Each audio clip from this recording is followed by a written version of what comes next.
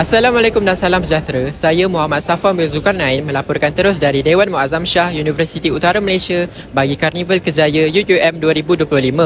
Berlangsung selama 2 hari iaitu bermula dari 19 hingga 20 Mei 2025. Ia merupakan karnival yang sering dinanti-nantikan oleh para mahasiswa dan mahasiswi.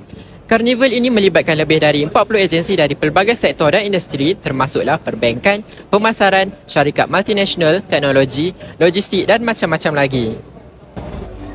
Objektif utama penganjuran karnival ini adalah untuk memberi pendedahan awal kepada para pelajar dalam mencorak laluan kerjaya mereka, membina rangkaian dengan ahli industri profesional serta membina keyakinan diri untuk menghadapi dunia kerjaya yang sebenar.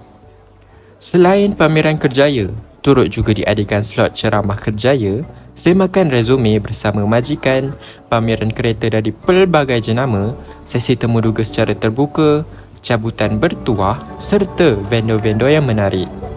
Segala aktiviti yang diadakan dapat menarik perhatian para pelajar untuk hadir ke dewan ini bagi memeriahkan lagi suasana karnival.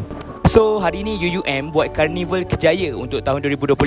Apa yang saya dapat daripada program ni ialah benda ni baik untuk melahirkan graduan-graduan yang berkualiti, which is kita tak nak seseorang tu dia masuk ke universiti dan after dia graduate dia tak dapat kerja. So orang cakap platform ni platform yang baik lah untuk kita looking for macam internship and buat networking dengan banyak syarikat-syarikat yang ada dekat Malaysia. Sambutan yang diterima sangatlah menggalakkan dengan kehadiran para mahasiswa dan mahasiswi.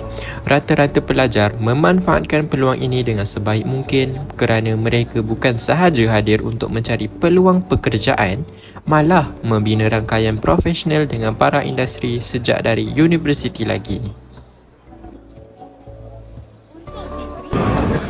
Karnival ini membuktikan betapa pentingnya pendedahan awal dan kolaborasi antara institusi pendidikan bersama pihak industri dalam melahirkan graduan yang bersedia menghadapi cabaran kerjaya.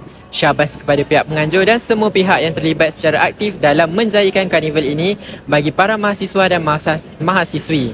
Saya, Muhammad Safwan bin Zulkarnain, melaporkan bagi Warkah Senandika dari Karnival Kejaya UUM 2025. Sekian, terima kasih dan semoga semua pelajar terus maju jaya.